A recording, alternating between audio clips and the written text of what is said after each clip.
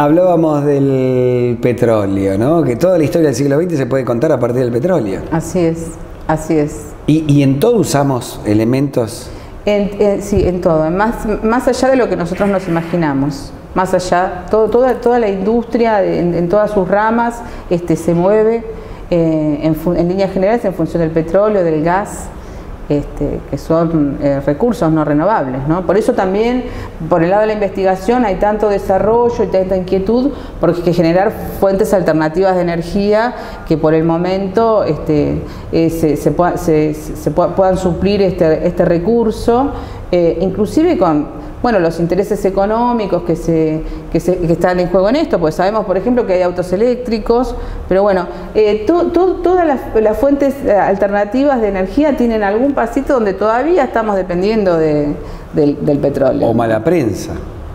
Bueno, mala prensa, sí, mala prensa, intereses. ¿Cómo desmontamos toda una industria de fabricación de automóviles y transporte, etcétera? Tendríamos que volver a transportar, ¿verdad?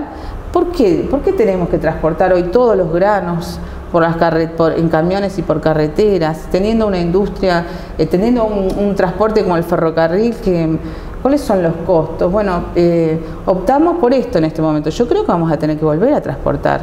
En algún momento. En algún momento vamos a tener que volver. Decía que además de China, calabresa.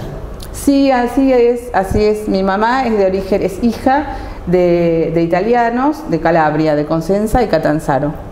Sí, ¿tu título es? Yo soy ingeniera agrónoma, estudié en la Universidad Nacional de La Plata y luego, después que me recibí, empecé a trabajar en investigación.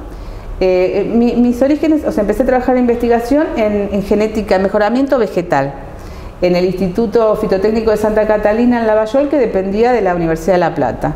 Hice allí unos años y esos fueron mis inicios. Luego me mudé a Bariloche, empecé a trabajar en la Universidad del Comahue, en el Centro Regional Universitario Bariloche, y allí hice mi doctorado en biología y me especialicé en el tratamiento de residuos orgánicos y su utilización en agricultura. Es decir, trabajé con residuos orgánicos en ese momento, en el año 94.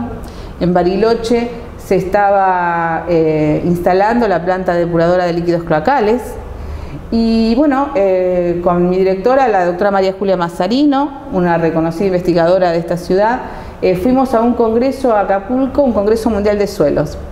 Y entre todos los trabajos que se publicamos vimos que en el primer mundo estaban todos muy preocupados por el tema de los lodos, cuál era su destino, si se podían utilizar en agricultura, con qué restricciones. Así que cuando vinimos decidimos iniciar mi doctorado en ese tema. Y como se iba a instalar la planta depuradora en Bariloche, dijimos, bueno, en Bariloche se va a instalar esta planta, ¿qué productos va a tener? Dos productos. Un agua depurada que va a ir al lago y los lodos o barros cloacales que en Estados Unidos y en Europa lo están usando como abono para agricultura. Entonces fue nuestro primer desafío. ¿Podremos en Bariloche, en este clima, compostar, transformar este lodo en un abono para la agricultura? Muchos nos decían, con ese clima, ese frío, no van a poder. La literatura nos decía, el proceso de compostaje es un proceso independiente de la temperatura ambiente, van a poder hacerlo. Bueno, y ahí iniciamos estos estudios que, digamos, es uno de nuestros mayores logros, porque la planta de compostaje de lodos cloacales de Bariloche, que inició en 1998, todavía produce abono. Es una planta pionera en el país y el abono que produce la planta es de alta calidad según la EPA, que es la Agencia de Protección Ambiental norteamericana. Bueno, desde entonces se ensaya el producto y es de muy buena calidad. Nada se pierde, todo se transforma. Exactamente. ¿Dónde se usa ese abono? El abono, bueno, lo comercializa la Cooperativa de Electricidad Bariloche, porque la cooperativa, como todos sabemos acá en Bariloche, está a cargo del funcionamiento de la planta depuradora y también de la planta de compostaje. Eso fue idea de Ferraris en su momento, ¿no? Eso fue en realidad fue idea de, digamos, la ciudad, al contar con esa planta,